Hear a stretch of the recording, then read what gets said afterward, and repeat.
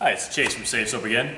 We get a lot of questions and comments when we're out in the field about people that look online or look on the box of different polypropylene pads, and there's a huge claim on there that the pad will absorb 24 gallons, 25 gallons, 36 gallons, 32 gallons per 100 mats.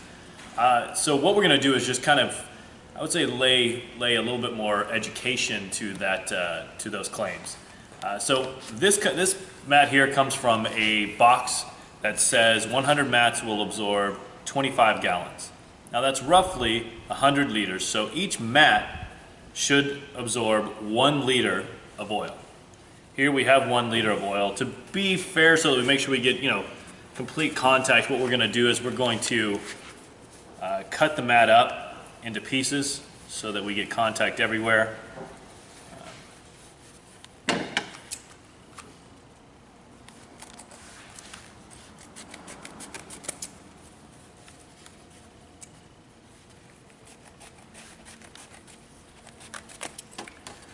And this will give us a little bit better idea of what those absorption claims really mean and how accurate they are. Because when you're out there in the field and you think you've got something that's going to absorb 34 gallons and it's really absorbing 10 or 11 gallons, that can be a big difference for you if you're actually doing a cleanup. So we'll put this in little pieces. Again, this is really so that we get complete contact with every portion of the mat, so there's no questions about whether the mat's getting utilized to its full potential. Now, of course, we know in the field on a cleanup, you're never going to actually get every mat used to its full potential, but we will see what we can do here. So again, we have 1 liter of hydraulic oil. We're going to pour this in.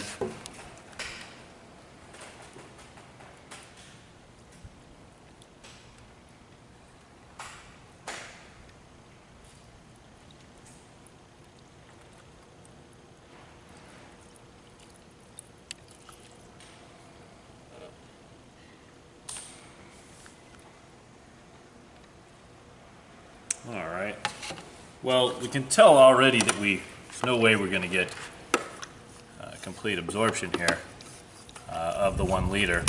Don't really need to stir it around even that much. But I'll show you on the inside what we have.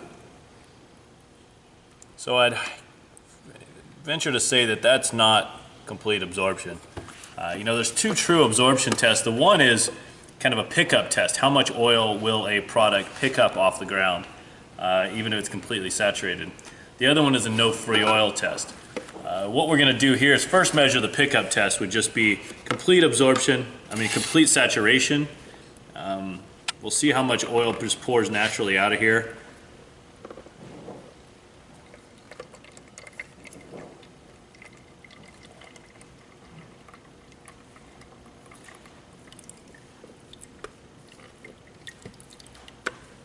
Not going to squeeze it too hard, but try to get most of the loose oil out of here.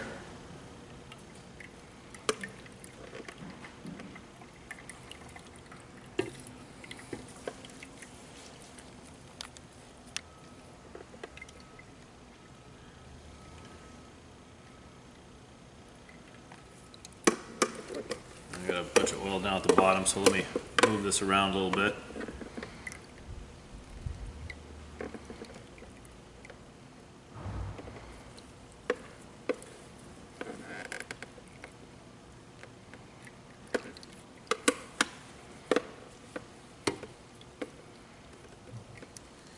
Alright, so on what we'd call a saturation test, we've got about half a liter left, so it performed about half of what it would be expected to do. Now the other test is what we call a no-free oil standard, which would be there's no free oil if you're touching the product or making contact with the product.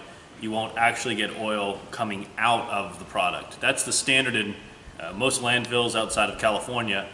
In the country, they look at a no-free oil standard, so you can dispose of oily waste so long as there's no free oil flowing. Now, free oil is, again, it's a contact under slight pressure.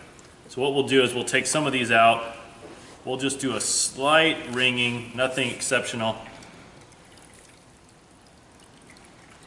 geez. It's kind of hard to do that.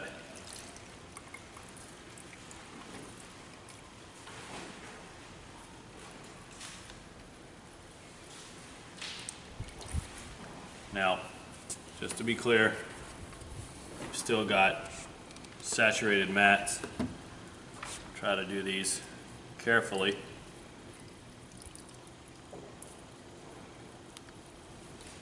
Again, I don't want to wring all the oil out, I just want to get it to where it's would at least get close to that no free oil standard.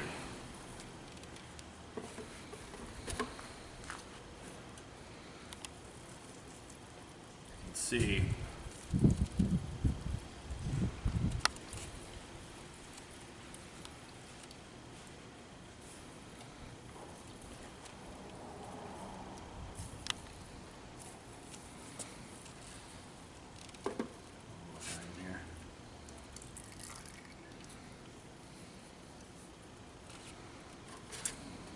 This.